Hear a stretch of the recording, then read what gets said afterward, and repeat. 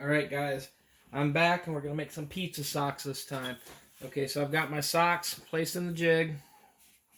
I'm going to set it down here.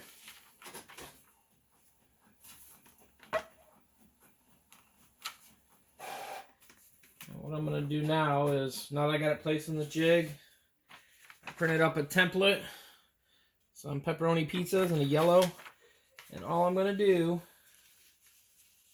is make sure that it covers everything. And then we're going to do the same thing as before. Throw a cover sheet over. And what that does is that prevents the ink from, when it off gases, from getting onto the platen and messing it up, causing an issue, or on the heated surface. If you didn't do that, it could cause a little issue over time, because what's going to happen is it's going to hold that ink there. Then when you do something else, it's going to print it and transfer it. Like if you look at like the paper where I've used it a bunch, you can see ghosting from other images where the ink's carried over time. The paper's really cheap. You can use normal paper. Anything on there would be fine. But that's how I'm using the paper for anyway, so that's what I'm using it for. And on this one, I didn't hit the timer, so it's just kind of keep a close eye on it, see where I'm at on time. And like I said, on these, what we're going to do the same thing. I'm going to print. We're going to roll the edges over so that it'll turn the whole sock yellow.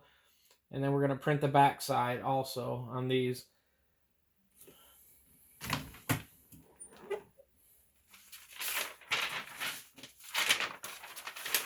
And there you go. There's the front of the pepperoni pizza socks. What I'm going to do is flip it over. Some socks will lay different. With silky socks, where they've got the heel cap, you could heat press this to get it lay smooth, or just remove it a little bit. But what I'm going to do now is literally I'm rolling the edges, and these are hot, but when you roll it, what it's going to do is let it blend over so you don't have a seam on the edge, or you don't see it as much. And just enough. That's all you're trying to do, is just get it just enough. So what I'm going to do is the same thing now. I'm going to take my other artwork again, my pepperoni sock one, and I'm going to do the same thing I just did. I'm just going to line it up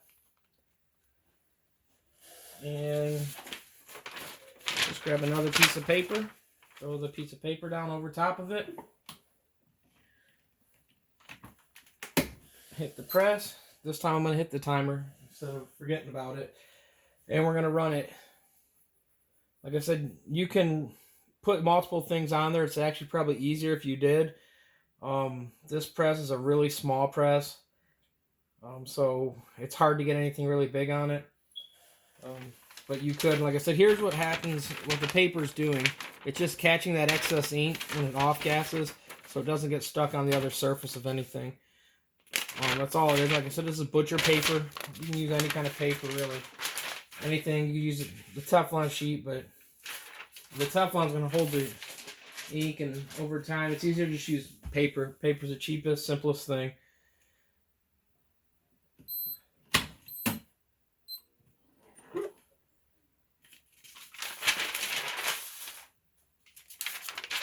And there we have it.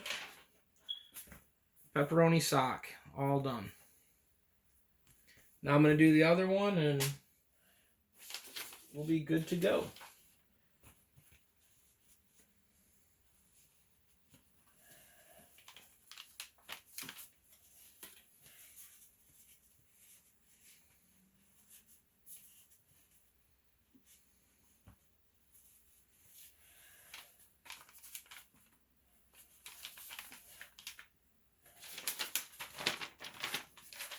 And like I said, all I'm using on these is nothing special. I'm using just normal printer paper. You guys can use sublimation paper. I'm not saying don't use it.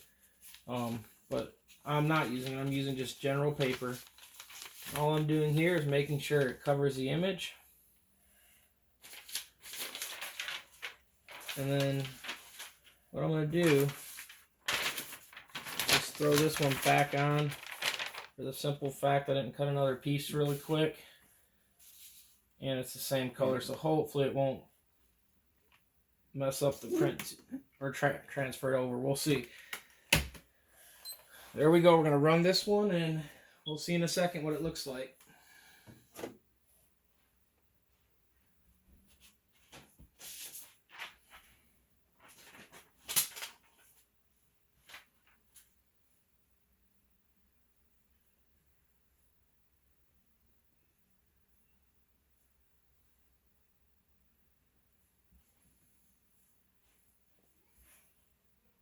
And this is the sock all printed up, all done.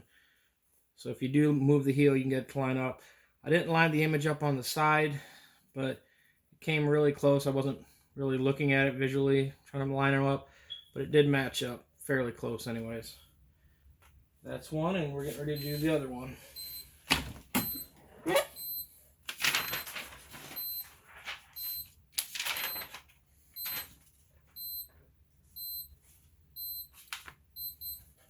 And then we're going to do the same thing, so we're going to just roll the edges on these.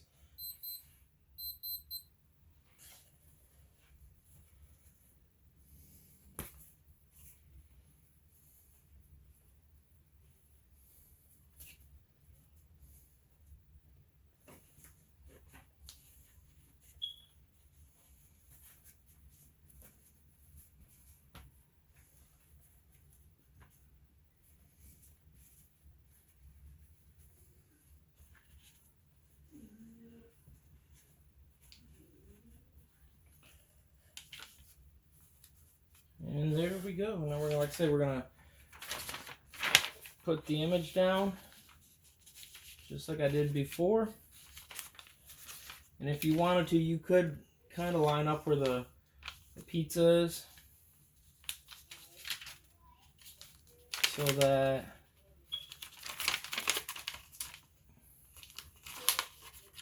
they'll transfer over better. It's up to you. I'm not too worried about it, so I'm going to leave it just like that. Another piece of paper. And we're good to go.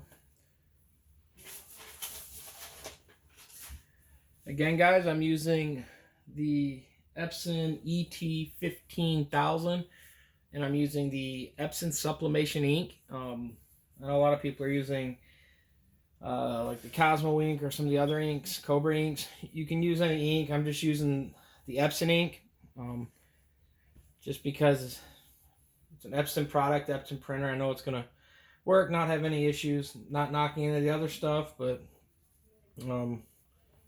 it works good for me, so that's why I'm using that one. But like I said, there's the one, and this one is all done now. Like I said, we're gonna piece of paper top, and like I said, there's that one. And it's a little hot, let it cool. Like I said, you can see matched up, and that's a pair of pepperoni socks for you, pepperoni pizza socks. Thanks again, guys. If you don't mind, hit the like button. If you're not already subscribed, please subscribe to the channel. If you have any questions, also put them in the comments, let me know, and we'll try to answer any comments you have. Try to help you out. We had some people ask about how the ink looked and all that, how it printed. Like I said, you can see print's fine. No issue with the Epson inks whatsoever. And like I said, it does what it's supposed to do. That's printing the whole sock full color. Again, like I said, if you guys have any questions or anything, let me know. Please subscribe, and thanks again. My name's Robert. Peace out.